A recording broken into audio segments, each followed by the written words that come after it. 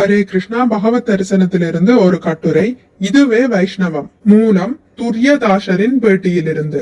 ரத யாத்திரை திருவிழாவின் வெற்றியை எண்ணி ஸ்ரீல பிரபுபாதர் மிகவும் மகிழ்ச்சியாக இருந்தார். அவர் அம்மகிழ்ச்சியை அனைவரிடமும் இடைவிடாமல் பகிர்ந்து கொண்டிருந்தார். அவர் வினவினர், நாம் எதற்காக இவ்வெல்லா ஏற்பாடுகளையும் செய்கிறோம்? நம்முடைய எல்லா சக்தியையும் இத்திருவிழாவினை நடத்துவதற்காக ஏன் செலவிடுகிறோம்? அதுவே வைஷ்ணவரின் கருணை என்று கூறி அக்கருணையினை பற்றி பேசத் தொடங்கினர்.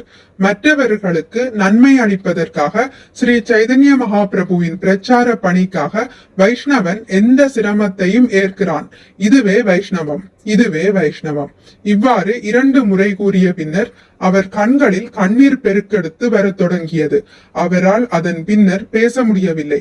ரத யாத்திரையின் வெற்றியை நினைத்தபடி இதுவே வைஷ்ணவம் என்றார். அதற்கு மேல் அவரால் எதுவும் பேச முடியவில்லை. அனைவரும் புறப்படுங்கள் என்ற பொருளில் அவர் சைகை காட்டினார். அப்போது நான் விரைவில் பிரச்சார பணிக்காக ஹவாய் செல்லவிருந்தேன். எனவே அனைவரும் செல்லும் வரை காத்திருந்து அதன் பின்னர் ஸ்ரீல பிரபுபாதருக்கு நமஸ்காரம் செலுத்தினேன். என்னை பார்த்த ஸ்ரீல பிரபுபாதர் தமது சேவகரிடம் சைகை செய்து அவரது விக்கிரகத்திலிருந்து எனக்கு ஒரு மாலையை வரவழைத்தார். அதனை என் கழுத்தில் அவர் அணிவித்த போது ஸ்ரீல பிரபுபாதரின் எல்லையற்ற கருணையை உணர்ந்தேன்.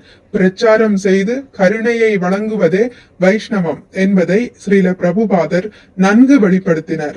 ஜெய் ஸ்ரீல பிரபுபாதா. இது ஒரு பக்தரின் அனுபவம். மிக்க நன்றி. ஹரே கிருஷ்ணா. உங்களுக்கு இந்த வீடியோ பிடித்திருந்தால் லைக் பண்ணுங்கள், ஷேர் பண்ணுங்கள், சப்ஸ்கிரைப் பண்ணுங்கள்.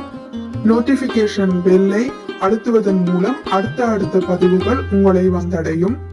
பகவான் ஸ்ரீ கிருஷ்ணரை பற்றி கேட்டு மகிழ்வோம். ஹரே கிருஷ்ணா.